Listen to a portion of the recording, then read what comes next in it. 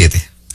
Esta mañana, como habíamos anunciado y como hemos estado comentando, tengo de invitados en el estudio de Nueva Vida 97.7 no solamente unos amigos, unos hermanos en Cristo hermosos, siervos del Señor, con una trayectoria ministerial enorme, con un servicio al pueblo de Dios enorme. Y en esta mañana hemos estado abriendo espacio para la discusión del proyecto 683, que el sacerdote Carlos Pérez, como asesor de la Fraternidad Pentecostal de Puerto Rico, tengo conmigo esta mañana al secretario de la Fraternidad Pentecostal de Puerto Rico, Moisés Román. Buenos días, Moisés. Dios te bendiga, Juan Carlos, y Dios bendiga a toda esta gente linda que está aquí. Y a Richard López, que preside el cuerpo. Richard, bendiciones, buenos días. Dios les bendiga abundantemente. Amén. Qué alegría estar aquí con ustedes y el ver las facilidades. Es la primera vez que estoy aquí y me siento muy bien, se ve muy bien. Y una joven aquí que tiene una sonrisa desde que uno llegó. Gracias. La Moraima Oyola. Sí. Así que aquí estamos para servir al pueblo e informar al pueblo. Yo espero, dicen que el presidente de Nueva Vida es más maceta. Yo espero que se zafe con un cafecito en el trayecto que tenemos hoy hablando, que la cocina se active y llegue un cafecito, porque a veces este señor que Dios puso a dirigir esa emisora no le tiene a los invitados. Pero sin café. Pero sin café es imposible agradar. Carlos Pérez, buenos días, bendiciones. Buenos días, Juan Carlos. Bueno, no sabes la alegría de volver aquí al lugar que me siento como mi casa. Sí. Sobre todo en esta ampliación a nivel televisivo. Y sin duda para mí es un motivo de alegría de que el sector creyente pueda tener este espacio y esta plaza pública, sí, donde podamos discutir los temas que nos conciernen como creyentes y las inquietudes que el debate público nos suscita a nosotros. Por eso te agradezco de estar, ¿verdad?, con esta gente tan buena de la FRAPE, ¿verdad?, que siempre me da la oportunidad de poder ayudar a nuestro país. Así que nada, saludo a todo el mundo con cariño, y lo del café espero que sea verdad. Fíjate que es frappe, no es frappé. Exacto. Amén. Bueno, lo menos que podemos hacer en todos estos procesos, ¿verdad?, de la lucha, de los proyectos, una de las cosas que hemos venido reclamando, principalmente de lo que nosotros en algún momento dado hemos denominado enemigos de nuestra causa o de nuestro mensaje, que nos permitan llevar nuestro mensaje y que nos permitan explicar nuestro mensaje y que no acallen nuestra voz, porque muchos de los intentos han ido en esa dirección. Si ese es el reclamo que nosotros le hacemos a los enemigos declarados de la iglesia, de que nos tengan esa paciencia y que nos den la oportunidad de hablar y de explicar, imagínate a los de la casa. Imagínate a los que son como yo. Imagínate a los que son del cuerpo de Cristo. O sea, las reglas que el Evangelio de Jesucristo me da a mí, y ahora que hablamos de discrimen, es que realmente a los de la casa la Escritura me provee para un trato distinto, para un trato especial, ¿verdad? Y en esta mañana, dentro de todos los comentarios, situaciones que han podido haber en estas últimas semanas con respecto a este proyecto, yo creo que nosotros erraríamos el blanco de una manera, ¿verdad?, garrafal, si consideramos que los que siempre han estado luchando con nosotros, junto a nosotros, ya no son más nuestros amigos, ya no son más gente que aporte. Sería un error tremendo de nuestra parte que le pongamos esa lupa. Y si hay alguna razón por la cual estoy bien contento de que ustedes estén aquí, es que para mí son parte del cuerpo de Cristo integral. Yo nunca le voy a poder decir a ningún miembro del cuerpo, ¿sabes qué? Ya tú no me hace falta. La Biblia me enseña que cuando un miembro del cuerpo se duele, todos los miembros se duelen con él. Y cuando un miembro recibe honra, todos los miembros con él se gozan, ¿verdad? Así que en esta mañana parto de la premisa de que estoy hablando con los de la casa. Estoy hablando con mis hermanos en Cristo, estoy hablando con los miembros del cuerpo de Cristo. El proyecto 683 no ha sido excepción, Carlos, Moisés, Richard, de crear roce en distintos sectores y todos nos podemos incluir dentro de esos sectores. Cuando leemos el proyecto, unos lo interpretamos y lo vemos de una manera, otros lo interpretan y lo ven de otra manera. Es normal que entre, ¿verdad?, tanta gente, vamos a decir, capaz, inteligente que Dios nos ha dado en nuestras filas, esas diferencias de criterio aflorezcan y estén sobre la mesa. Me gustaría que, ¿verdad?, en este tiempo, porque sé que para eso han venido, puedan explicar las bondades o la forma en que ustedes han visto el proyecto 683, porque en una ponencia pública lo apoyaron. Tienen todo el tiempo, ¿verdad? Yo separé todo este tiempo para ustedes para que nos puedas explicar, principalmente en aquellas cosas que ha sido de discrepancia, cuáles son las razones por las cuales ustedes dieron un apoyo al proyecto 683. Yo creo que como premisa, utilizando una expresión, una premisa inarticulada, es lógico que en propuestas concretas de país, los creyentes podamos tener visiones distintas. Eso no solamente enriquece el debate público, nos enriquece como iglesia, porque la unidad que la iglesia promueve no es una uniformidad asfixiante, sino que es la riqueza de visiones diversas, porque nosotros aprendimos de la identidad íntima de Dios, que es un solo Dios y tres personas distintas, que la diversidad no se opone a la unidad, sino que la enriquece, cuando es una diversidad reconciliada. Y por eso esta oportunidad de que nosotros podamos escuchar tanto las visiones diversas sobre este proyecto y las inquietudes que puede suscitar en ciertos sectores de la iglesia, como también los que percibimos el proyecto y las inquietudes que nos suscita en beneficio del país y en defensa de lo que todos los miembros de la iglesia estamos luchando, que son tres cosas, que es libertad religiosa, que es el derecho fundamental de los padres a educar a los hijos conforme a sus valores, y que es lo que ha sido poco discutido en el debate público del 184 o del 683, que es el derecho fundamental a la libre expresión de los profesionales de la salud mental, que evidentemente el 184 no respondía a esa inquietud y el 683 responde a esa y a otras inquietudes, como es obvio, ¿verdad? No sé si el señor obispo y el secretario. Bueno, me gustaría comenzar con un texto bíblico, sí, que se encuentra en la epístola a los Filipenses. Esta epístola la escribe el apóstol Pablo a la comunidad de fe en Filipos. Hay un escritor, Miguel Míguez, escritor cristiano, donde hace un comentario y dice que la razón por la cual el apóstol Pablo escribe esta epístola es para presentar una contraideología.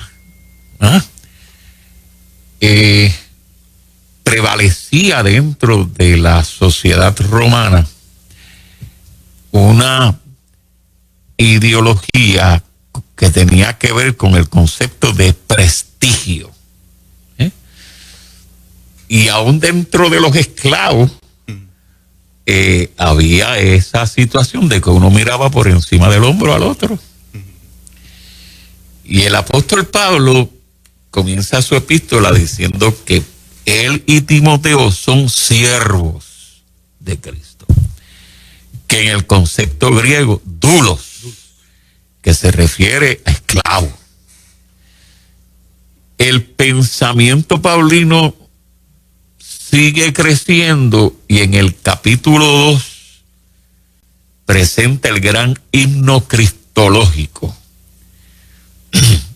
de la kenosis de Dios o el vaciamiento de Dios. Algunos dicen que ese es el gran escándalo. Y escribe: haya pues en vosotros el mismo sentir que hubo en Cristo Jesús, que el cual siendo Dios no estimó el ser igual a Dios como cosa que aferrarse, sino que se anonadó a sí mismo, y que estando en la condición humana se humilló hasta lo sumo, y Dios le dio un nombre que es sobre todo nombre, para que en el nombre de Jesús se doble toda rodilla de lo que está en el cielo, en la tierra, debajo de la tierra, y toda lengua confiese que Jesús es el Señor, para gloria de Dios Padre. Así que contrapone ese sentido de prestigio a la humildad. Y en el capítulo 4, versículo 8, les dice: por lo demás, hermanos, todo lo que es verdadero, todo lo honesto, todo lo justo, todo lo puro, todo lo amable, todo lo que es de buen nombre. Y esta expresión de buen nombre se refiere que el discurso sea elegante y no abrasivo. Todo lo que es de buen nombre. Si hay virtud alguna, si algo digno de alabanza, en esto pensad. Nosotros estamos aquí, primero respondiendo a una elegante invitación, y para informar al pueblo y para decir la verdad con honestidad. Las decisiones que la FRAPE en toda su historia ha tomado, la ha tomado desde una cosmovisión cristiana, mirando de manera integral sus decisiones.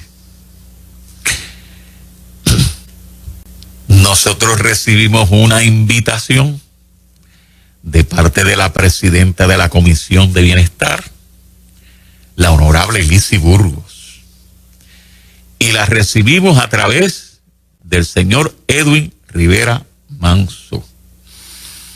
De hecho, muy elegante en su acercamiento. Eso fue viernes antes del miércoles 25 del mes de mayo. La invitación es viernes, las ponencias son miércoles.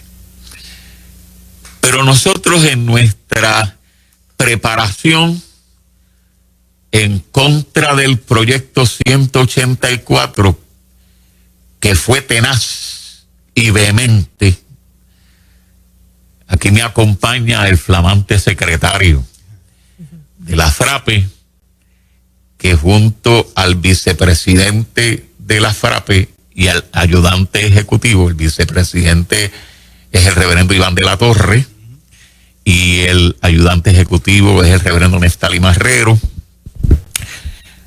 Nosotros hicimos una incursión o un tour por el Senado, por la Cámara de Representantes, tocando las puertas para sentarnos y dialogar y presentar nuestra opinión en contra del proyecto 184. Estuvimos con la vicepresidenta del Senado 2 horas y nos dijo: pero preséntenme argumentos por escrito. Pues porque una cosa es uno estar en contra, pero otra cosa es, bueno, presento que estoy en contra, pero ¿qué más voy a hacer? Así que nuestro flamante secretario, junto con el padre, amigo y hermano, presentaron sugerencias, ¿verdad?, ante ellos. Nosotros tocamos también a la puerta del gobernador y le presentamos nuestra posición en contra del proyecto 184. Tuvimos una reunión por Zoom con el presidente de la Cámara de Representantes y le presentamos nuestra posición en contra del proyecto 184. ¿Ah? Así que surge de parte del representante Luis Raúl sobre la posibilidad de este proyecto 683, lo discutimos, lo estudiamos, y surge el proyecto 683. Como bien aquí nos presentó el abogado y sacerdote Carlos Pérez, el proyecto 683 garantiza la libre expresión, la libertad religiosa, patria potestad, autonomía del paciente y el professional speech, ¿no?, que es la libertad del profesional. Así que nosotros entendimos que le estamos cerrando puertas a aquellos que están en contra de esos elementos que presenté. Cuando uno lee el proyecto, la exposición de motivos tiene 11 páginas. Tiene 9 artículos. Y en sus notas al calce presenta documentación fehaciente de lo que presenta el proyecto. Estudios científicos actualizados, jurisprudencia actualizada y códigos de ética profesionales. Y muy especialmente el artículo 7, que ahorita el compañero va a presentar, que es para mí, tú has jugado ajedrez, ¿verdad? Sí, he jugado. Jaque mate. No soy bueno, pero he jugado. El jaque mate, ¿verdad? Okay. Así que entendimos nosotros que desde nuestra cosmovisión cristiana y los discursos que se han dado y la defensa que hemos hecho de los principios del reino, sí, porque déjame decirle con todo el respeto, nosotros defendemos principios del reino, no partidos políticos. O sea, dentro de la FRAPE, pues hay diversidad de opiniones con relación a los partidos políticos. Y nosotros tenemos en los diferentes partidos en Puerto Rico gente cristiana. Y pudimos conocer que dentro del Capitolio hay un sinnúmero de cristianos haciendo defensa de los principios del reino, que trascienden principios de la iglesia. Porque la iglesia es el medio para el reino. Así que esto es lo que puedo decir en mi primer sound. Así que dejo. Moisés. Mira, yo estoy aquí en un silencio profundo por varias razones. La primera de ellas es porque hemos venido con el mejor espíritu y hemos venido a decirle al pueblo que nosotros no somos enemigos de los valores, somos ministros del Evangelio. Hemos defendido las causas de la iglesia en Puerto Rico y hemos recibido los maltratos y los insultos de la gente que es enemiga de la iglesia, al igual que todos los demás. Sin embargo, a veces me sorprende no la forma y manera como podemos reflexionar, como decía Padre Carlos, para llegar a un equilibrio de posición, sino lo que me sorprende es el que si no podemos estar de acuerdo, automáticamente nos declaramos enemigos.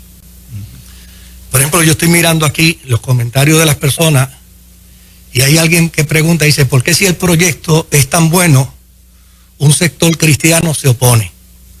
Pues mira, al proyecto 683 se opone Pedro Julio Serrano, al proyecto 683 se opone CABE, al proyecto 683 se opone el movimiento LGBTIQ. Todos ellos se oponen al proyecto 683. Si fuéramos a hacer la pregunta, tendríamos también que preguntar por qué hay sectores cristianos que se oponen juntamente con Pedro Julio Serrano y con CABE y con el movimiento LGBTIQ al proyecto 683. Uno tendría que hacerse la misma pregunta y devolverla, ¿no? Ahora, sí estamos conscientes, plenamente conscientes, que el proyecto 683, como cualquier otro proyecto, resultaría innecesario, de no ser porque en la agenda de la ideología de género hay una obsesión para lograr sus metas y objetivos, añadiéndose que tanto la prensa como el gobierno están dispuestos a avalar dicha agenda por presión de los lobbies en toda la nación americana. Y claro que no hay evidencia de terapia de conversión o de terapia de aversión, eso está claro, eso lo sostenemos y lo defendemos todos. Lo que hace necesario entenderse es que la ideología de género va a seguir intentando lograr un proyecto de ley para avalar su ideología, con una pretensión bien desmedida, que es añadir a la ideología de género todos los que tengan alguna inclinación homosexual, sin importar si ésta pueda revertirse o no, e impedir que aquellos que desean abandonar la conducta homosexual no puedan hacerlo. Y es evidente que todo esto saldrá como la propuesta de un baloncerista que está en la cancha jugando y que obviamente su única intención es encestar la bola. O sea, nosotros no podemos ser tan incautos y pensar que el movimiento LGBTIQ, porque no prosperó el proyecto 184, va a decir, pues aquí nos rendimos. No, si justo al otro día ya habíamos comenzado a mirar cómo ellos decían a través de la prensa, estamos listos para seguir esta batalla. Todavía al día de hoy hay expectación dentro del Senado porque Vargas Vidot sigue insistiendo en que el proyecto baje por descargue. Es decir, hay una intencionalidad por parte de estos movimientos que todo homosexual salga del closet, que ningún homosexual pueda renunciar a su estilo de vida, que haya una fuente permanente de educación de perspectiva de género que va a provocar como un método conducista el ingreso de miles de jóvenes a la homosexualidad. Y finalmente lograr que la gran industria de la hormonización, que no aparece, como se ha señalado y como se ha dicho, que la FRAPE apoya y patrocina la hormonización a niños, pues mira, el objetivo final de estos movimientos es lograr que la industria de la hormonización y operaciones de cambio de sexo pueda operar permanentemente en Puerto Rico. Esa es su estructura, eso es lo que está preconcebido dentro del plan y dentro de la agenda. Lo que es triste es que estemos todos conscientes que hay una agenda de maldad para afectar la vida de la iglesia en Puerto Rico y los cristianos hayamos caído en la trampa, todos partiendo de la misma premisa, todos teniendo el mismo propósito, todos teniendo la misma intención, hayamos caído en la trampa de maltratarnos y de inclusive escuchar comentarios que son ausentes del testimonio de la fe de un hombre y de una mujer que sirva al Señor Jesucristo. Muy bien. Yo creo que, ¿verdad? La FRAPE ha manifestado las inquietudes que este debate ha suscitado, como es lógico, en distintos foros. ¿Qué pretende el proyecto 683? Comenzamos, hago una pregunta primero. ¿Cuál es el Estado de Derecho en Puerto Rico que suscita esta inquietud en sectores creyentes para responder con este proyecto 683 de la autoría del representante Luis Raúl y que tiene como coautores tanto populares como PNP? ¿Cuál es el Estado de Derecho? Simple. el Estado de Derecho en Puerto Rico es el proyecto 184 que fue derrotado en el Senado. Es decir, en Puerto Rico hay una orden ejecutiva del gobernador Rosselló. Esa orden ejecutiva tiene los parámetros del 184. ¿Qué dice esa orden ejecutiva? La orden ejecutiva del ex gobernador Rosselló prohíbe aquellas intervenciones que buscan cambiar la orientación sexual o identidad de género, tan amplia y tan ambigua como el proyecto 184. No solamente eso, esta orden ejecutiva tiene consecuencias específicas sobre corporaciones sin fines de lucro, sobre profesionales en sus reclamos al gobierno de licenciamiento o de erogación de fondos públicos.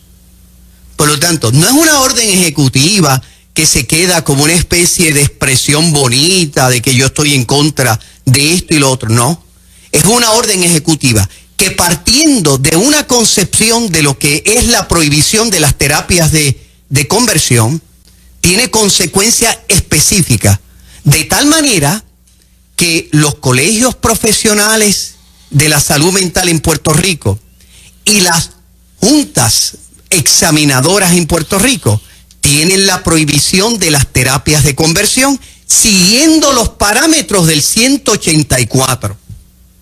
Ese es el Estado de Derecho. Uno puede decir, ¿verdad?, como muchos creyentes legítimamente dentro de las diversas opciones dicen, pues para mí es simple, ya derroté el 184, con eso concluyó el tema. No, la espada de Damocles que pesa sobre la cabeza de los profesionales de la salud mental, sobre los padres en el ejercicio de su responsabilidad fundamental de educar a los hijos conforme a sus valores, y de la libertad religiosa nuestra, de que no se intervenga en las, por decir así, en las acciones pastorales de una institución eclesial que, cuando enfrenta el problema de la orientación sexual y la identidad de género, sigue los parámetros que ofrece la Sagrada Escritura. Y por lo tanto, para nosotros los criterios científicos que se vierten por los profesionales de la salud mental no son nuestros criterios, no son la última palabra. Si un médico le dice a un paciente, te quedan 3 días de vida porque tienes un cáncer terminal, evidentemente, esos son los parámetros científicos. Cuando va al pastor o al sacerdote, el pastor y sacerdote dice, el que tiene la última palabra se llama Dios. Y cuando ese sacerdote o pastor ora por esa persona queda sana. Es que el científico dijo que no había remedio, que cualquier tipo de intervención era un ejercicio de futilidad. Eso lo dice el médico con sus parámetros. Yo soy creyente, así como yo respeto el ámbito científico, yo quiero que respeten el ámbito del creyente, porque hay una tangente, hay una causa que el hombre no puede manipular ni prever, sino solo acercarse de rodillas, que se llama Dios. Ese es el Estado de Derecho en Puerto Rico. ¿Qué es lo que intenta responder el 683? El 683 no resuelve todos los problemas que la prohibición de las terapias de conversión y los parámetros de los colegios profesionales suscitan a nuestra sociedad puertorriqueña. No resuelve todos los problemas, pero resuelve, por ejemplo, para que la gente entienda la gravedad del Estado de Derecho actual. Hay un caso de Texas del 2018, se llama Younger versus Gorgolas. Es un caso muy curioso. Son 2 hermanos gemelos, donde uno de ellos, con 7 y 8 años, le dice a su mamá, yo no soy nene, son 2 nenes, no soy nene, soy nena, y quiero que me llamen Lucy. Mamá va al psicólogo, al psiquiatra, con los parámetros de Puerto Rico, que son los mismos de los Estados Unidos. Y psicólogo y psicóloga, ¿verdad?, le dice, el nene tiene disforia de género. Recomendación, vamos a iniciar los procesos de transición. Hormonización, ayudarlo en los procesos de reconciliarse con su identidad, etc. Papá se opone vehementemente. Y mamá, y no solo se opone, sino que mamá le insiste a él, aunque te opongas, yo voy a seguir por este camino. Papá va al tribunal. Papá aduce, mire, yo tengo una responsabilidad con mi hijo, todo esto es fruto de un proceso de manipulación, me le van a hormonizar, es un niño de 8 años, la disforia de género no se puede ¿Saben que el tribunal falló en contra de papá? ¿Qué quiere decir esto? Yo quiero que el que me escuche aquí se dé cuenta que ahí el tercero era mamá. Aquí en Puerto Rico, el tercero puede ser el Departamento de la Familia, que ha dicho de manera específica, la secretaria de la Familia ha dicho, el prohibir la hormonización de menores de edad, los procesos que se hacen para menores de edad, es un atentado contra la dignidad humana. No sigue los parámetros de la psicología. Ustedes imagínense el escenario de ese papá en Puerto Rico. Y uno dice, no, es que no se va a dar. Yo no podía imaginar que en la conservadora Texas un jurado fallara en contra de papá. ¿Por qué? Porque la Academia de Pediatras de los Estados Unidos, distinta al Colegio de Pediatras de los Estados Unidos, entre sus parámetros para bregar con la disforia de género, es el uso de inhibidores de pubertad, de hormonizaciones de transición, incluso de operaciones de 16 a 18 años.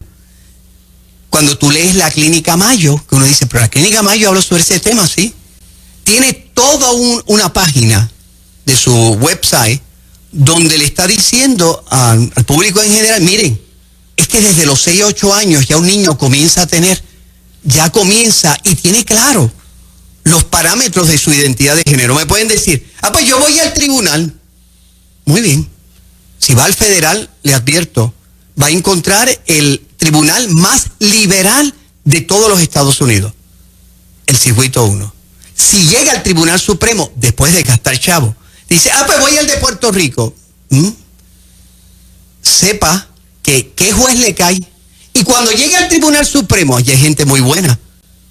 Allí hay gente también que tiene criterios liberales. ¿Quién ganará? No lo sé. Y si pierde en Puerto Rico, sí puede ir al Tribunal Supremo. Si tiene los chavos. ¿Qué les quiero decir con esto? Les quiero decir que ese es el Estado de Derecho actualmente.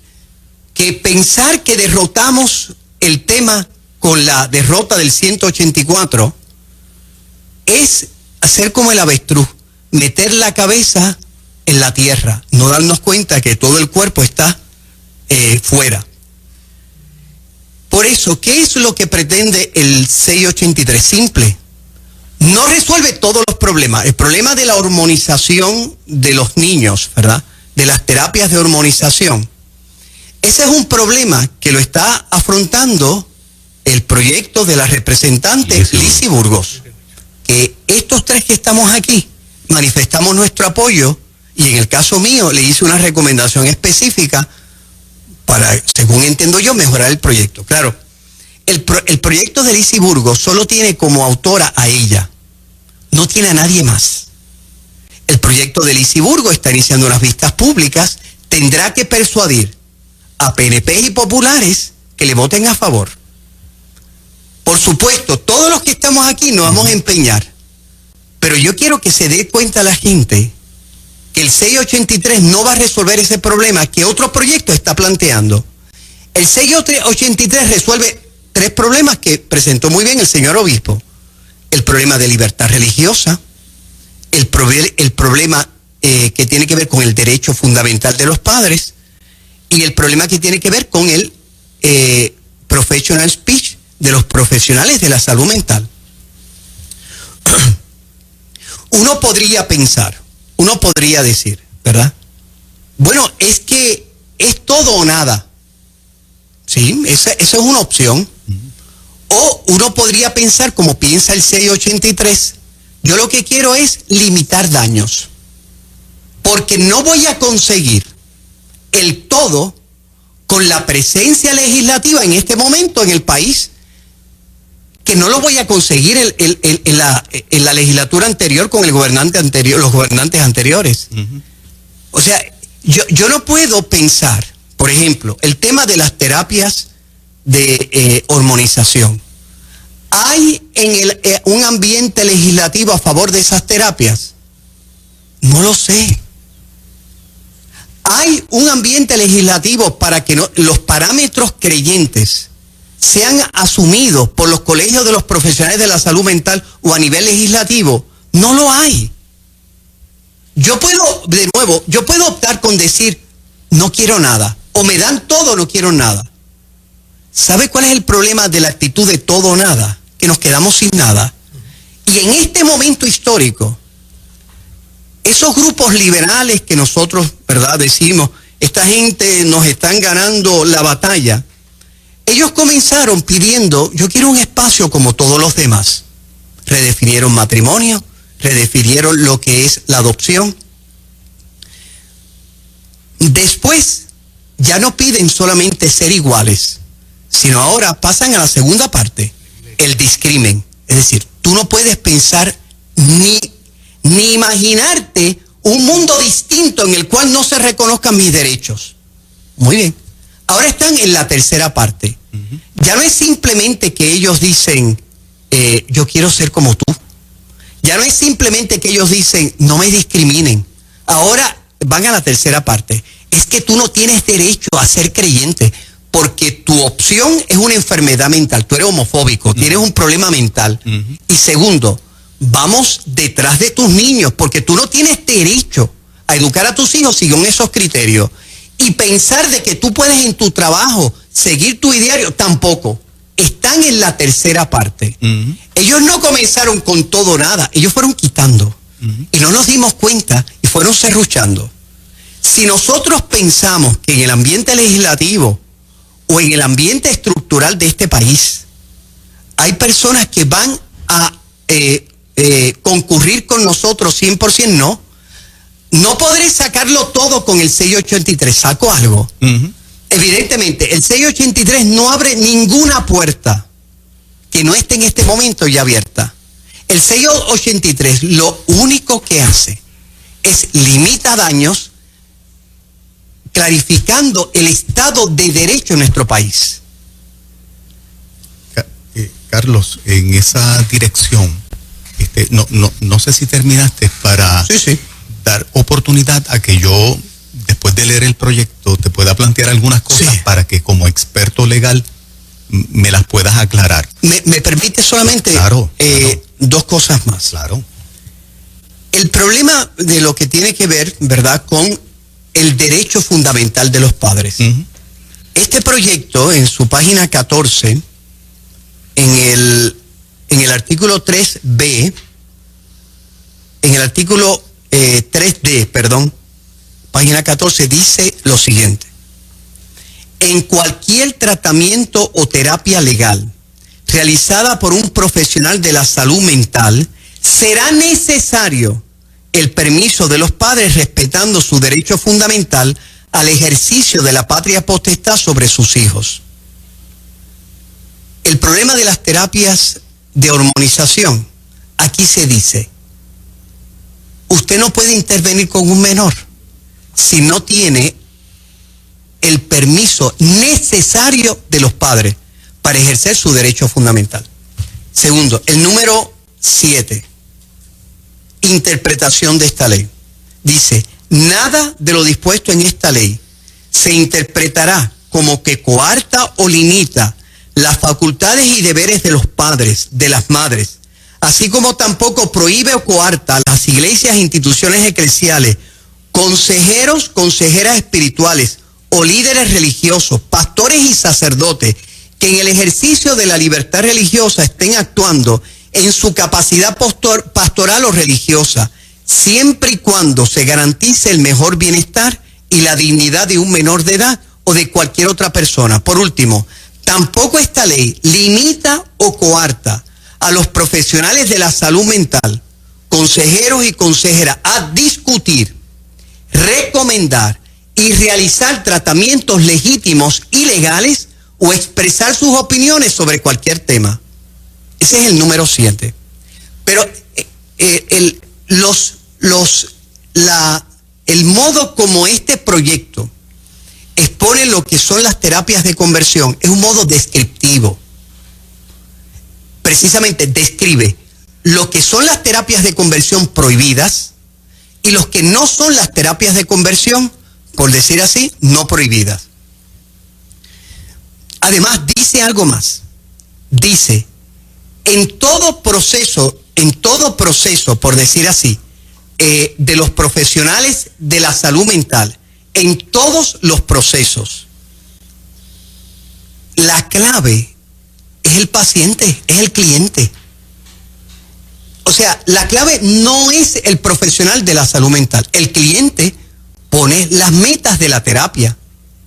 En ese contexto, un profesional de la salud mental, por ejemplo, le dice a un cliente, yo quiero ser homosexual porque yo quiero reconciliarme con mi orientación sexual e identidad de género.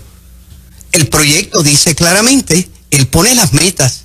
Ese profesional de la salud mental, ¿qué puede hacer? 2 cosas.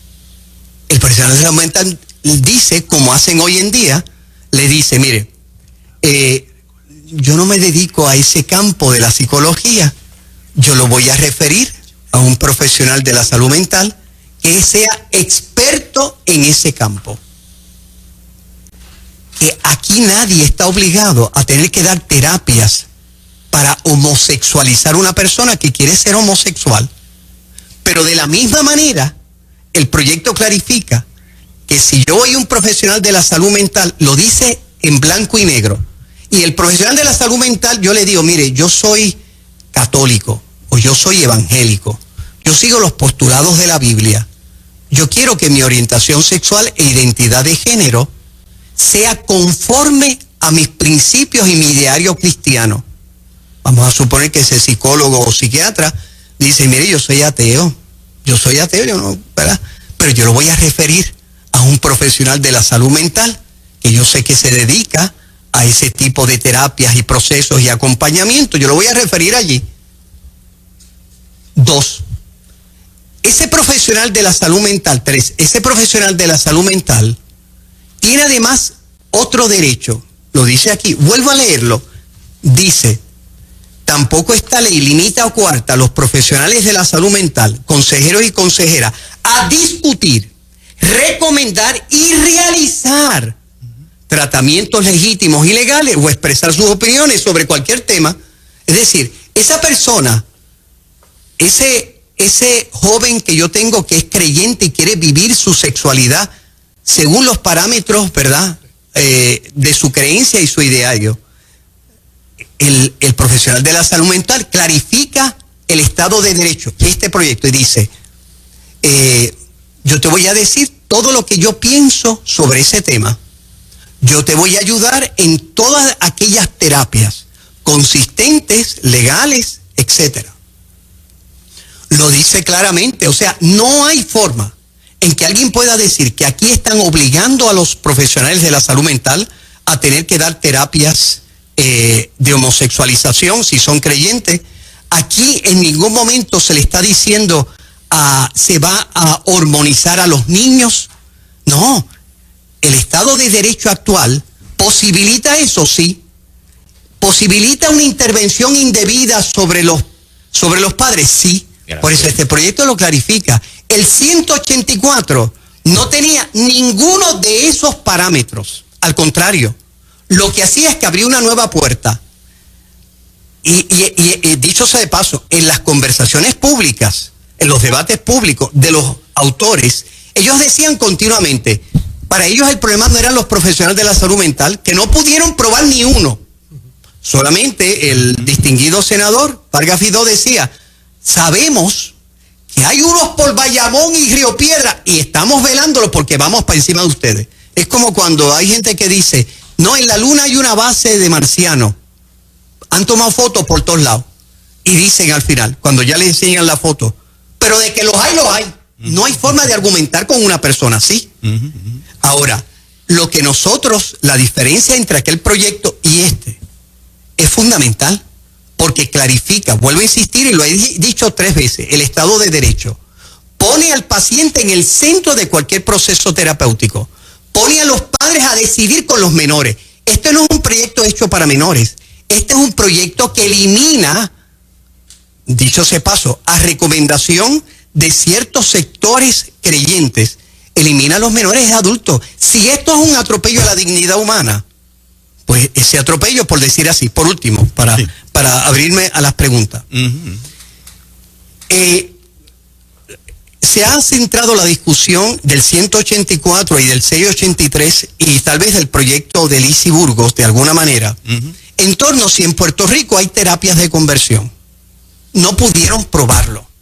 Los únicos testimonios que trajeron era para abrir la puerta que ellos quieren abrir. Y es la puerta de intervenir con las instituciones eclesiales sobre la concepción que nosotros tenemos sobre la orientación sexual e identidad de género. Porque están en la última parte, la tercera. No tienes derecho a pensar así. Ahora, el problema del 683 y del 184 no es si hay terapias de conversión o no hay. Eso es claro, no las hay. El problema del 683 es que quiere responder a un Estado de Derecho según los parámetros del 184, clarificando puntos que no han sido parte del 184 ni del debate público. Porque ¿quién habla del profesional, de la libertad de expresión del profesional de la salud mental o el llamado professional speech? ¿Quién le dice a un profesional frente a esos colegios que tienen los parámetros del 184, la concepción ideológica? ¿Qué profesional de la salud mental, a menos que sea un creyente, que sea consecuente? Y hay creyentes que dicen, mira, yo no me voy a meter en ese lío, porque si yo me atrevo a ayudar a un papá en un proceso que tiene que ver con la orientación sexual e identidad de género de su hijo, las consecuencias las voy a sufrir, yo me voy a quitar la licencia. Y vuelvo a insistir, en Puerto Rico, ese caso de Texas, que es del 2018, no lo tenemos todavía. Yo no sé si mañana lo tengamos. Si no tenemos un proyecto, una ley que diga expresamente estos parámetros, uno dice, no, pero yo se lo voy a aprobar al tribunal me va a escuchar.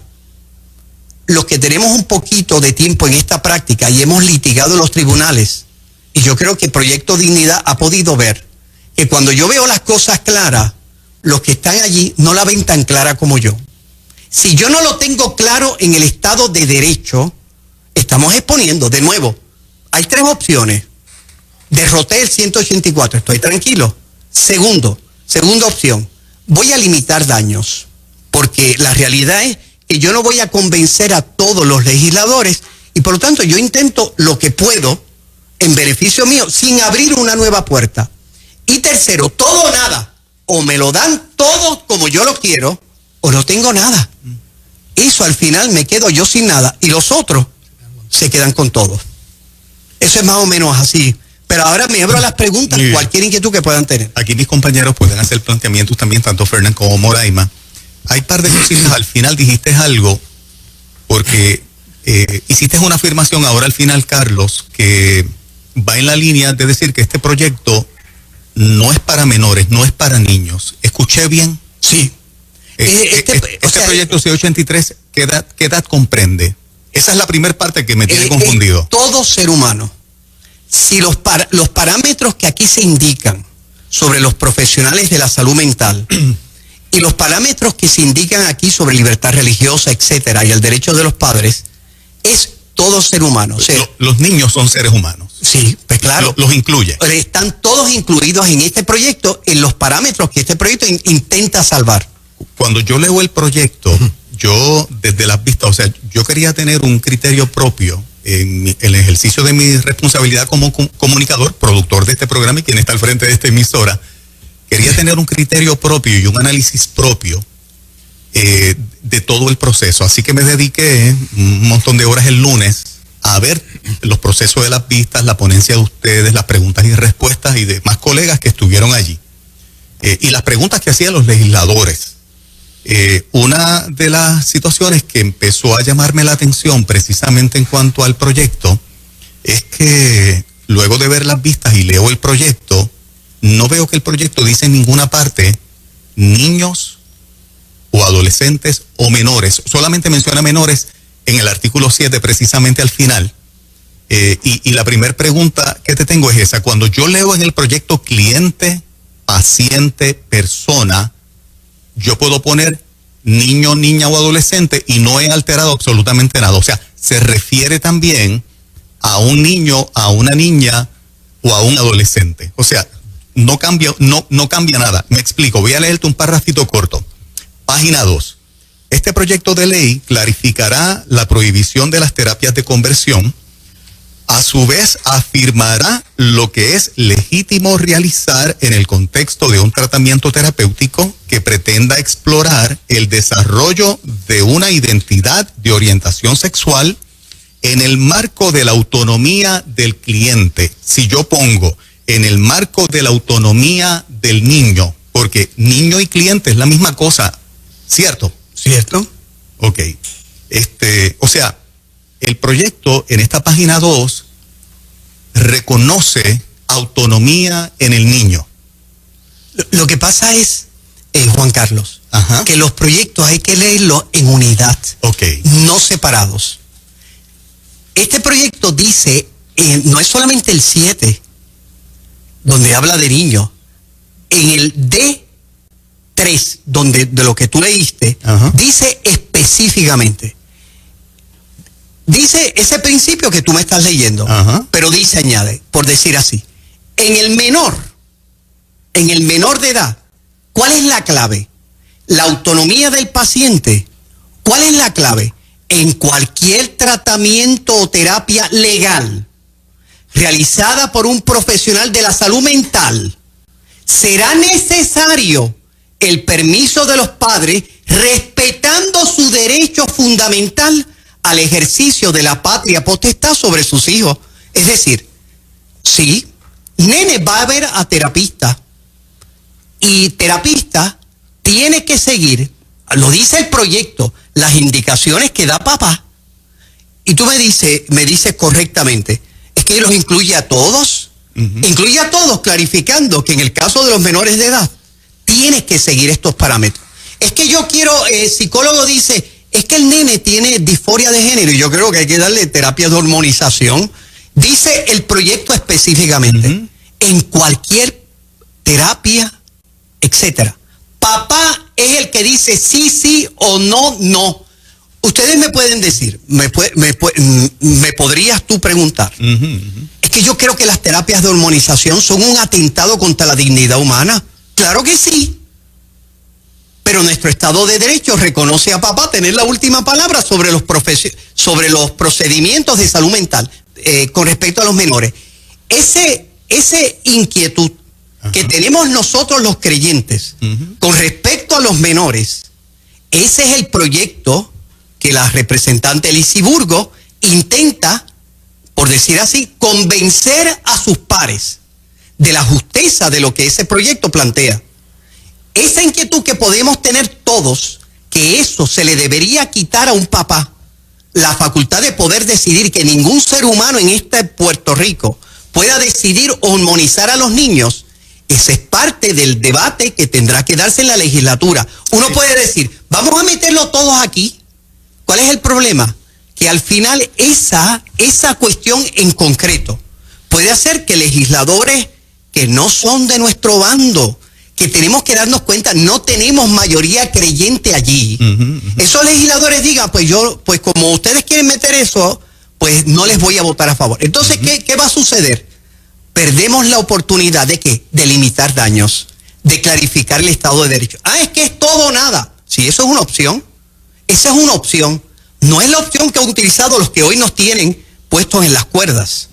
Por eso, de nuevo, yo exhorto a la gente, sí, la inquietud que tú presentas es legítima. Es que la leo durante todo el proyecto. Sí. O sea, a la vez que con la clarificación que tú me estás afirmando, fíjate que lo que estoy diciendo es en esta buena lid de que lo entendamos. Sí. De que cosas que yo no entiendo las puede entender. Porque en todo el proyecto permea todo el tiempo en cada página la referencia a cliente, paciente, persona. Sí. ¿ok? Entonces, en el contexto de cuando uno verbaliza palabras, uno ubica.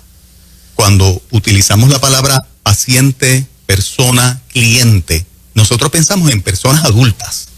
No vemos a los niños, o la palabra niño no se nos viene a la mente como un cliente, un paciente o una persona. Por lo tanto, si yo en la oración, en vez de paciente, cliente o persona, pongo niño, niña, menor o adolescente, me empieza a tener un contexto distinto. Por eso estoy corroborando contigo, claro, como un experto. Claro, pero es bien importante, y Juan Carlos, perdona que te interrumpa, es bien importante que te des cuenta que la relación entre cliente y profesional de la salud mental no solo se da con el adulto.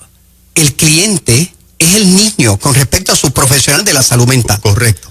Porque si nene no quiere ser ayudado, no hay forma en que el profesional de la salud mental pueda ejercer éticamente su profesión.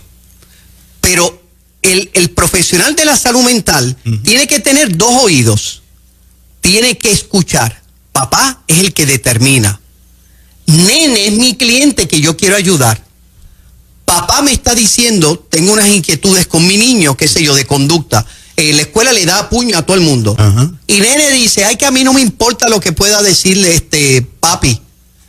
Esas dos oídos, el profesional de la salud mental tiene claro, si yo quiero ayudar a este nene, yo tengo que seguir los parámetros de papá. A nene yo tengo que intentar persuadirlo de dejarse ayudar.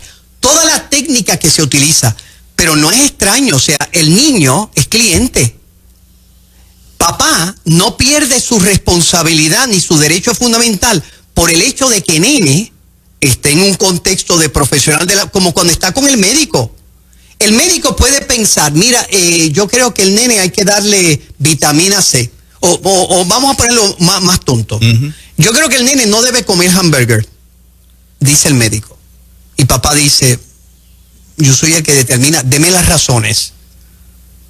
Pero el proyecto dice que quien determina en la autonomía del paciente es el niño. De nuevo, Juan Carlos, es que tú no puedes leer sacado un texto del contexto. Porque si hay una discrepancia entre el niño, entre la meta del niño y su papá, ¿qué se hace? El Estado de Derecho actual prevé que el derecho fundamental de los padres sobre los hijos prevalece. O sea, que el adolescente que llega y dice, es que yo quiero, soy transgénero, el papá entonces prevalece diciendo, no, eso no va. La meta de yo como papá sobre mi adolescente, fíjate es que la terapia no debe ir dirigida a lo que él quiere. Claro. Fíjate que tú estás presentando una inquietud que se da en los tribunales, por decirlo exageradamente, casi todos los días. Es decir, nena dice, yo quiero estar con este hombre que tiene 50 años, yo tengo 16, y papi me dice que no puedo estar con el que tiene 50. ¿Qué prevalece? El derecho fundamental de papá en la educación de esa niña de 16 que está, por ley, bajo la patria potestad de su padre. ¿O prevalece el deseo de la nena? Es decir, ¿cómo se resuelve ese conflicto que se puede dar, por ejemplo, en estas personas mayores?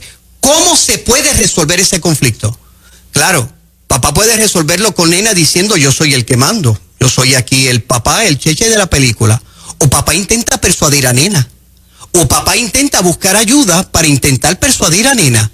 Buscar ayuda religiosa, buscar ayuda profesional. O sea, el conflicto de la disforia de género que pudiera surgir, por decir así, en preadolescentes y adolescentes, es un conflicto, como es obvio, que se da en otros campos en la vida social. El proyecto, lo único que recuerda al profesional de la salud mental, recuerda a los tribunales y recuerda a todo el mundo, le dice, cuidado, cuando tú vayas a bregar en terapias, papá tiene un derecho fundamental. Ay, ¿cómo yo resuelvo el conflicto de la nena de 16 años que tiene disforia de género y dice, yo quiero ser nene? Hay que buscar los métodos que un papá utiliza para resolver ese tipo de conflicto cuando se da en la realidad. El proyecto, evidentemente, el proyecto le da una garra y una clarificación. No le resuelve los problemas concretos que podrían surgir. ¿Exista este proyecto o no exista? Ok. En la página 4, este párrafo de la página 4, Carlos, yo hice este análisis ayer, y te lo digo delante del Señor, que como abuelo, yo tengo un nieto de 2 años y medio que va a crecer, y tengo una nieta de 5 mesecitos. Moisés se me adelantó. Lo estaba disfrutando más grande. Yo tengo hasta de 18. Pero fíjate, yo tengo sobrinos nietos, que uno los quiere como los abuelitos quieren a sus nietos. Sí. Yo tengo a mi nieta que cumplió año ayer. Sí, a rayos. Felicidades a todos que se me adelantaron. O sea, estamos en una parte que te habla más que el comunicador, te habla más el abuelo que otra cosa. Entonces, me encantaría entender un proyecto que se va a convertir en ley, que va a tener un impacto en los años por venir. Y quiero, como alguien lego en lo legal, expresar mis inquietudes, mis dudas, con un experto que tengo de frente. Me sigue. Por eso, en el momento en que leí el proyecto, como por ningún lado vi que hablaba de niños, niñas, adolescentes, me hice la pregunta, me llamó la atención el uso de la palabra personas, cliente, paciente, y es por eso te tenía esa primera pregunta. O sea, cliente, paciente son niños, porque vi varios párrafos que cuando le pongo la palabra niño, a mí, a Juan Carlos Matos, le da un contexto, un sabor diferente. Te voy a leer un párrafo de la página 4. Perdóname. Sí. Me parece que el compañero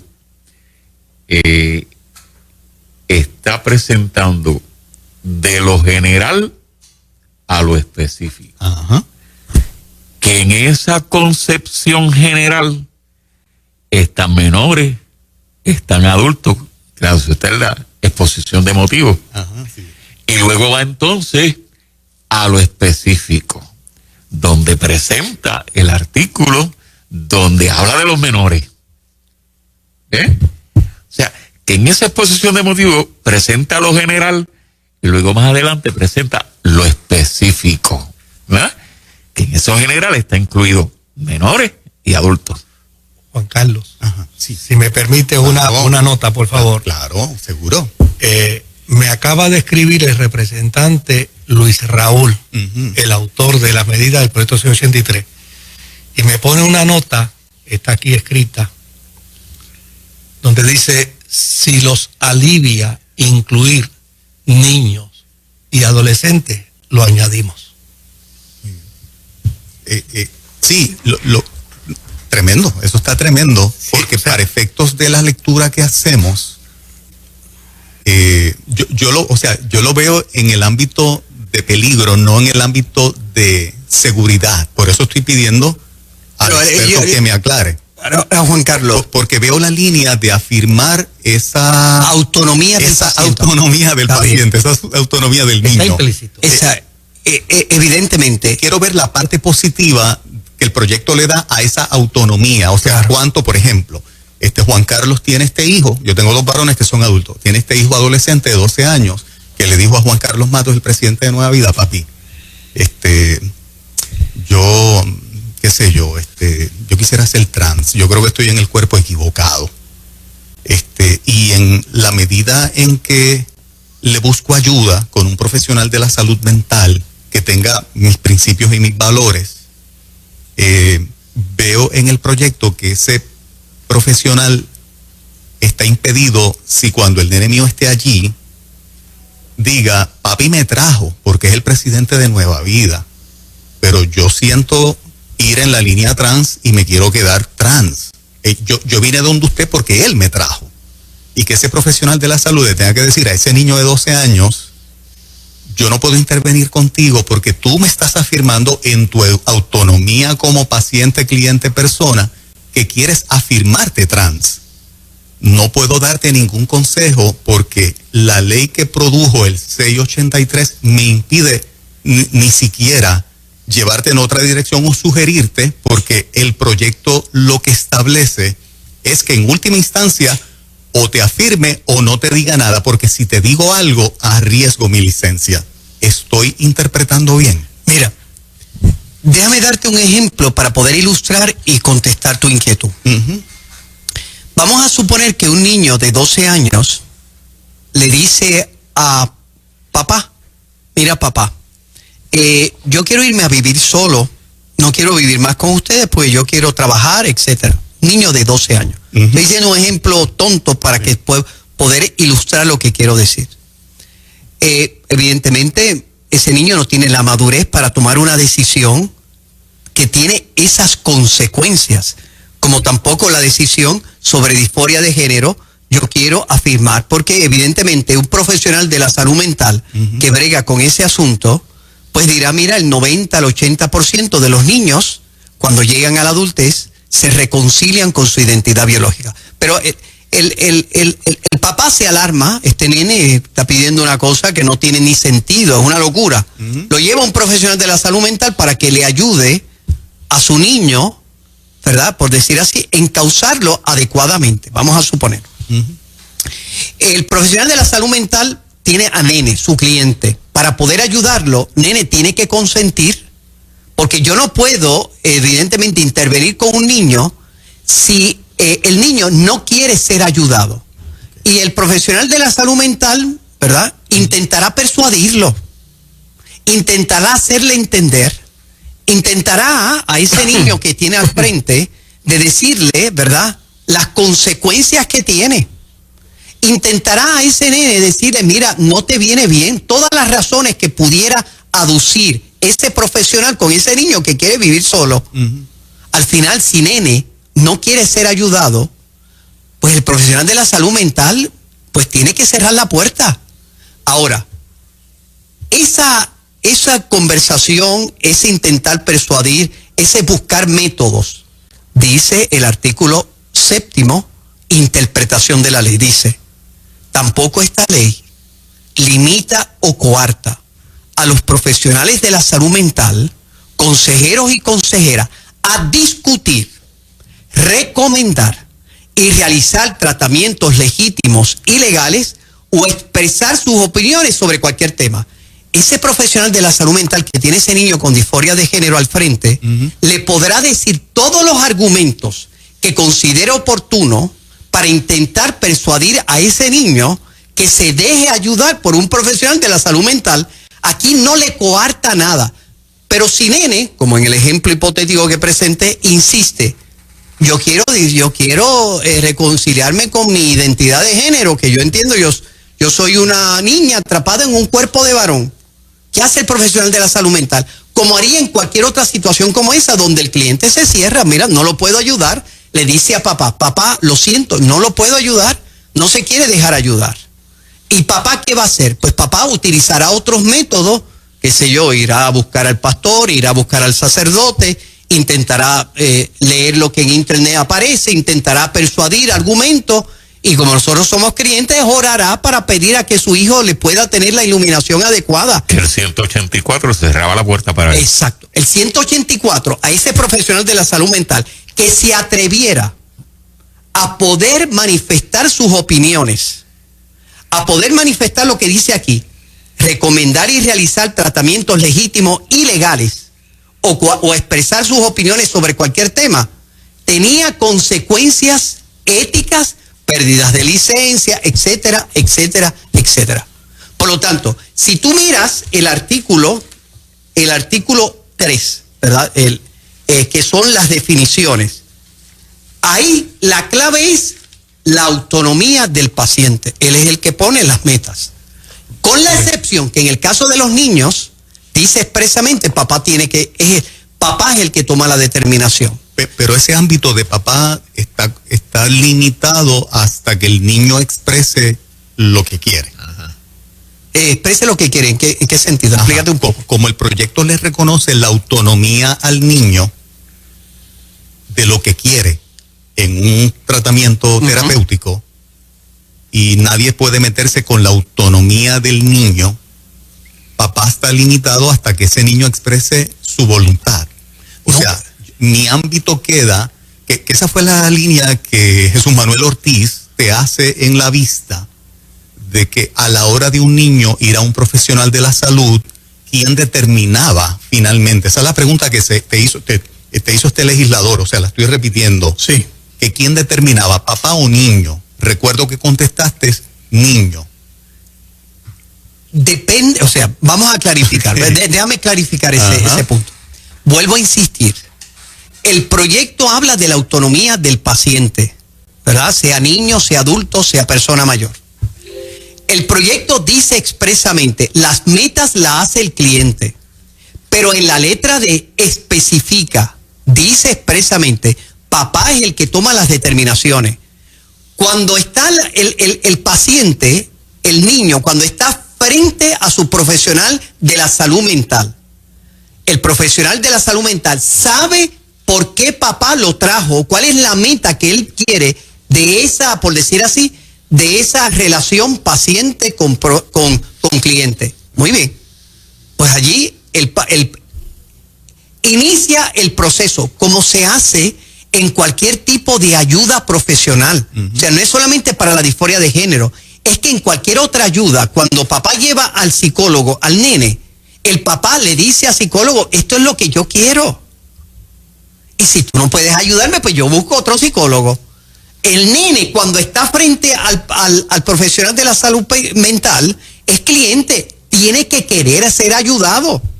Por supuesto que inicia un diálogo el psicólogo con el niño. Y si el niño le dice, yo no me hable más de eso, que yo me quiero reconciliar, papi no quiere, pero yo sí quiero, el profesional que sabe que la decisión, porque lo dice la ley, la toma papá, porque tiene un derecho fundamental, porque es necesario, pues se cierra, pues el profesional de salud mental dice, mira papá, no te puedo ayudar, el nene no quiere, y yo no puedo imponerle un proceso terapéutico si nene no quiere. Es que no es distinto a cómo es la dinámica de la relación de un profesional de la salud mental cuando hay un menor de edad con el papá.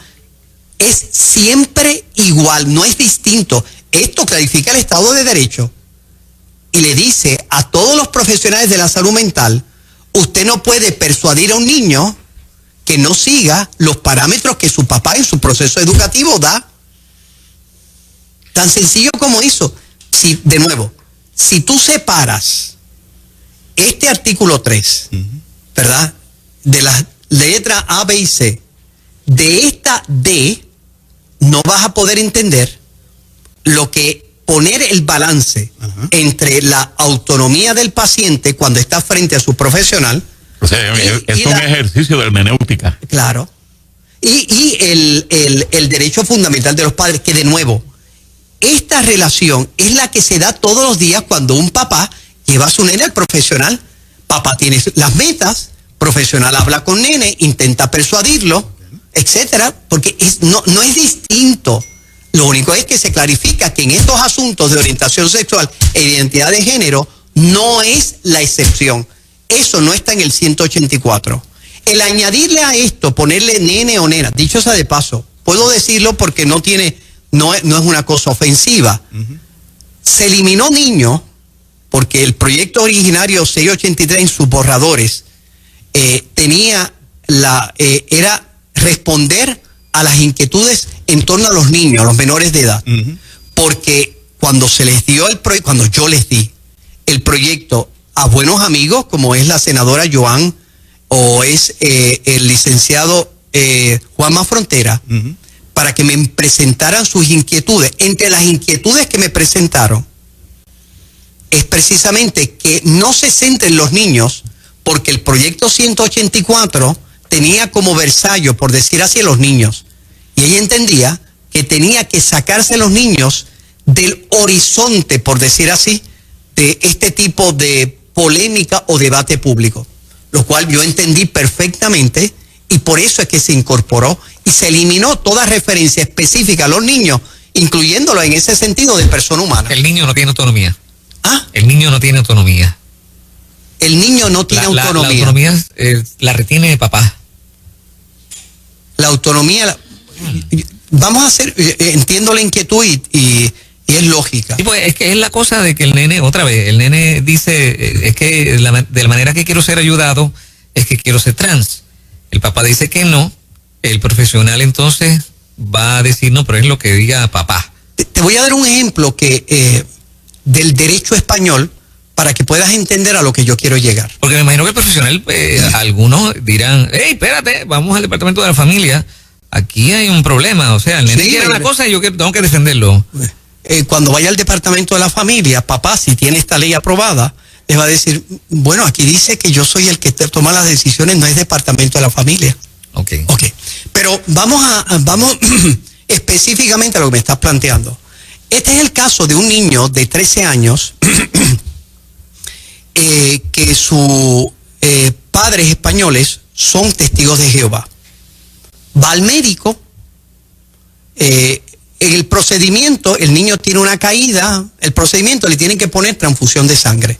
El niño tiene 13 años. O sea, no es un bebé. Es un niño consciente, responsable de sus decisiones. Le dice, papá, tengo que ponerle transfusión. Papá dice, y mamá, nosotros somos testigos de Jehová. Nuestra conciencia religiosa nos evita. Bueno, ellos logran que el tribunal falle, como se hace aquí en Puerto Rico, ¿ves? Le quita la decisión sobre ese particular. Pero hay un nene de 13 años. ¿Cómo tú le metes las agujas a un nene que no quiere estar? Y el nene estaba convencido que las transfusiones de sangre ofenden a Dios. La batalla se dio. O sea, papá sale de escena porque se la quita el tribunal. Nene reclama, mira, yo lo siento, yo estoy con mis padres. Tú no me puedes imponer un criterio que yo no... Al final, el nene murió, ¿verdad? Es decir, hay decisiones que los niños tienen que tomar. Tú no le puedes meter una aguja si un nene no quiere. Tú no le puedes dar un tratamiento profesional si el nene no acepta recibir el tratamiento. Hay una autonomía legítima de los niños dentro de esa patria potestad. A veces entran en conflictos, claro. Eso es parte de que los padres tienen que buscar ayuda, intentar resolver los conflictos. A veces la gravedad lleva a los tribunales a tener que intervenir con unos parámetros, si no están claros en las leyes, pues tienen ellos que tomar las decisiones. Es decir, sí, hay cosas donde es imprescindible que papá tome las decisiones, porque si no es nulo un contrato, etcétera. Pero hay otras donde papá toma decisiones, pero donde el niño tiene autonomía. Por ejemplo, todo lo que tiene que ver con el mundo de la salud, de los profesionales de la salud mental. Claro, ¿hasta dónde llega esa autonomía de un niño con respecto a sus padres cuando recibe un tratamiento médico? Por ejemplo, hay una novela que se titula My Sister Keeper. Es una novela, donde se plantea una niña, su hermanita tiene hemofilia, ¿verdad? Esos problemas de... Sí, que hay que hacerle un trasplante. Cicatriza. Exacto. No, que hay que hacerle un trasplante de médula. Ah, ok. Entonces, papá tiene esa nena, ¿para qué? Para que ese trasplante sea compatible y poder a su hermana mayor. Uh-huh. Y entonces, el planteamiento de la novela, interesantísimo, es, la nena dice, es que yo fui hecha, por decir así entre comillas, para ayudar a mi hermanita. O sea, nadie piensa qué es lo que yo quiero si yo me quiero someter a una operación. El planteamiento que hace My Sister Keeper es hasta dónde llega la autonomía de ese niño o esa niña con respecto a la decisión de los padres de someter un procedimiento que va a ayudar a su hermana mayor. ¿Dónde se tira ese balance? Ese es un problema social, eso no es un problema del 683, eso es un problema, o sea, ¿cómo tú bregas con la autonomía de un niño en un ámbito legítimo? Porque ningún profesional de la salud mental va a ayudar a un niño que dice, yo no quiero ser ayudado. O sea, tú puedes llevar el caballo al río, pero si el caballo no quiere tomar agua, no hay forma que tú lo obligues. ¿Desde qué edad comienza esa autonomía de ese niño?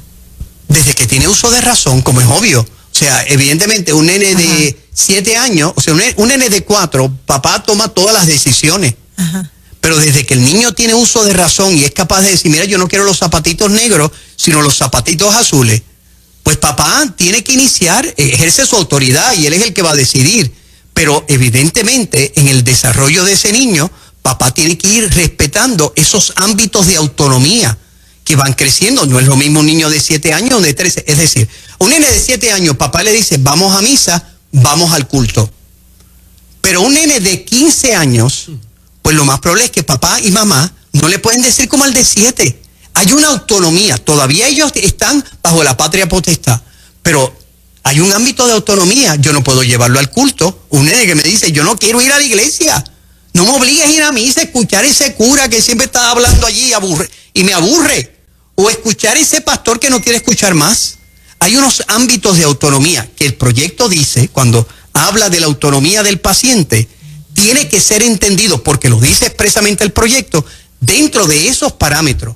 Que se pudiera añadir lo de niño o niña, yo no creo que es necesario, pero si alguno yo no lo estoy solicitando bajo ningún concepto. Ok, muy bien. No lo estoy solicitando bajo ningún concepto. En 2 minutitos que nos quedan, Carlos, este proyecto responde a inquietudes, página 5, de sectores creyentes que han manifestado preocupación sobre el alcance que pueden tener las prohibiciones de las llamadas terapias de conversión en el ejercicio de la libertad religiosa. Nuestro proyecto deja claro que la aplicabilidad de estas prohibiciones de las terapias de conversión está circunscrita a los profesionales de la salud mental, por lo que las iglesias, consejeros espirituales, sacerdotes y pastores, cuando ejercen su responsabilidad pastoral, están exentos de esta ley siempre y cuando, yo entiendo que está condicionado, siempre y cuando no incurran en una actividad de maltrato o que viole la dignidad de una persona. ¿Cómo se define maltrato o violar la dignidad de una persona en el contexto de este párrafo? Vamos a suponer que no existe el proyecto 683 ni existe ese párrafo. Ok. Vamos a suponer que evidentemente todos los pastores y sacerdotes en el ejercicio de su ministerio tienen que ejercer su responsabilidad con esos mismos parámetros que aparecen ahí. O sea, lo que está siendo expreso, lo que siempre está implícito. ¿Entiendes? Sí, yo lo que pensé fue en este ejemplo rapidito. Okay. Yo soy pastor de una iglesia, tengo un músico de mi agrupación que en el proceso yo descubrí que está en una práctica de X orientación sexual y la disciplina de mi iglesia impide eso. Si yo me moviera en la dirección de decir, mira, yo necesito removerte del ministerio de música por esta conducta, y vamos a trabajar con esto, que es algo bastante común en términos de la vida de la iglesia, durante el año hay varios casos como ese, ¿no? Sí.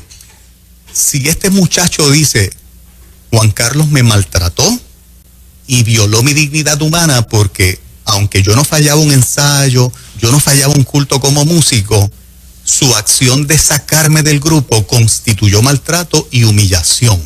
Ese siempre y cuando abre un terreno para que él pueda tomar una acción contra mí. Es mi apreciación y te pregunto, no es una afirmación, yo no soy abogado. Lo entiendo. ¿Me sigue? O sea, ese caso hipotético que tú me estás poniendo, correcto, se puede dar fuera del ámbito. Vamos a suponer que no existe el 683 ni existe ese párrafo. Ajá.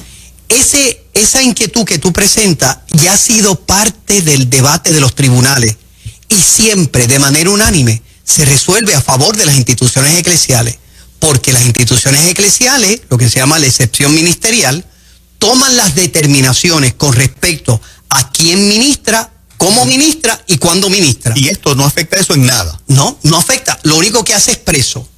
¿Y por qué lo hace expreso? Recuerden, nosotros somos creyentes y tenemos claro cuáles son los ámbitos. Esa legislatura que está allí, donde hay gente tan buena y extraordinaria, hay gente que son liberales, antilibertad religiosa, viscerales. Claro. De todos los partidos. Sí, de todos. Porque allí hay lo que yo llamo el partido transversal. Hay gente que tú milita independentista, popular o PNP, y todos piensan iguales sobre asuntos específicos, entre ellos esa beligerancia. Este proyecto que intenta, por decir así, a todo el mundo clarificarle, mire, este es el Estado de Derecho. O sea, la iglesia no es un ámbito de exención. O sea, ningún pastor o ningún sacerdote está exento de cumplir las leyes de naturaleza criminal. Y uno puede decir, pero eso se puede prestar a que se interprete en contra de la libertad religiosa. Es que los tribunales lo han resuelto. Ese problema ha sido resuelto de manera clara por los tribunales. Lo único que hace expreso para todos aquellos de ese sector que siempre están diciendo, ustedes lo que están pidiendo es excepción. Aquí no estamos pidiendo ninguna excepción. Aquí nosotros estamos pidiendo lo que es un derecho fundamental. Aquí nosotros no estamos pidiendo exención para cometer atropellos contra niños y adultos sobre temas de orientación sexual e identidad de género. La iglesia, entre otras cosas, no solamente excepción ministerial, la iglesia puede disciplinar a sus miembros y el tribunal no puede intervenir diciendo, déjame ver si ese disciplinar fue correcto. No. La iglesia puede hablar como quiera. Incluso la iglesia puede pensar, como pensamos todos, que así como el cáncer terminal que no tiene remedio según la ciencia puede ser sanado, también como creyente yo puedo pensar que la orientación sexual e identidad de una persona dentro de un ámbito de acompañamiento espiritual, de oración, mira, pueden haber milagros, pueden haber cambios. Hay testimonios, allí se vertieron. Hubo el testimonio de una mujer extraordinaria que ya está con el Señor, que vertió su testimonio como el encuentro con Dios, le cambió su orientación. Y es menos cierto eso que lo otro, claro. Un profesional de la salud mental, como dice aquí, no puede tener como meta científica, yo te voy a quitar la orientación sexual e identidad de género. Es que tampoco un pastor o un sacerdote lo puede hacer. Claro. Yo le acompaño en el trayecto, ¿verdad? Dios puede intervenir o no. Y si me permite un segundo más. Sí. Hemos intentado exponer las inquietudes, ¿verdad? Y la razón de este proyecto, para que el sector creyente se dé cuenta que hay creyentes que tienen opiniones diversas sobre temas opinables. De nuevo, yo he dicho que hay tres modos de afrontar este tema. Derroté el 184, se acabó la cuestión. Promuevo un proyecto que tenga todo lo que yo pienso o intento limitar daños. Cualquiera de las tres opciones es absolutamente legítima para un creyente. Yo no le digo a los que quieren todo o nada que su acción es incorrecta. Si quieren hacerlo, yo entiendo que eso tiene sus dificultades, ¿verdad? Como les puse, pero es legítimo. Yo no le digo a ese creyente, tú eres un tonto de capirote que no sabe ni lo que tienes entre manos. No, es legítimo. Lo mismo que el que piensa o los proyectos tienen todo o nada. Hay otros que han utilizado el camino ante la situación grave que tenemos, ante una legislatura que yo no voy a convencer el 100%, yo intento limitar daños. Por ejemplo, yo no puedo prohibir el aborto, pero como en el proyecto de 950 de la ex senadora Naida Venega, prohibía a menores de 18 años. Y si un niño nacía vivo de un procedimiento de aborto, ese niño, un procedimiento legal de aborto, el médico estaba obligado a salvarlo. Es decir, de alguna manera yo limitaba daño. Es que no prohíbe, y yo pienso que si no prohíbe no sirve el proyecto. Bueno, está bien, ese es tu camino. Y tú lo puedes hacer y puedes intentar que se prohíba el aborto. Creo que se te va a hacer difícil, pero está bien, es un intento legítimo. Yo no ataco a ningún compañero que legítimamente está buscando adelantar el reino. Claro. Pero hay otros que pensamos, si yo puedo salvar, si no puedo salvar los 100 y puedo salvar 50, lo voy a hacer. Porque son 50 menos que van a estar en las garras del aborto. Si yo no puedo prohibir las terapias de conversión, ¿verdad? Según los parámetros 100%, pero este proyecto no abre una sola puerta nueva que ya no esté abierta en el Estado de Derecho actual. Este proyecto lo único que hace es limito daños. Le doy a mis profesionales de la salud mental, a los papás y a los pastores y sacerdotes, imanes y rabinos, un nuevo instrumento en sus manos. ¿Que este proyecto puede mejorar? Claro que sí. Este proyecto fue